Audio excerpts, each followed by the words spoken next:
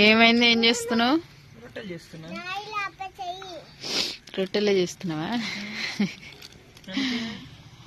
ఇవన్నీ అయినాయేనా? కాలే. ఈరోజు కొంచెం చాలా లేట్ అయింది రొట్టెలు చేయడానికి. అంటే టైం కాదు, కొంచెం పిండిలో వాటర్ ఎక్కువ పడ్డాయి అనమాట.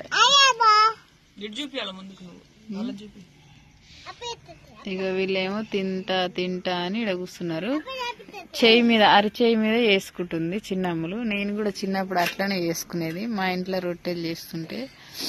అట్లా మీరు ఎవరైనా చిన్నప్పుడు ఆడుకున్నారా లేదా కామెంట్ చేయండి. మా ఆయన అయితే వేస్తుండు, నేను కూడా కొద్దిసేపు కాల్చిన.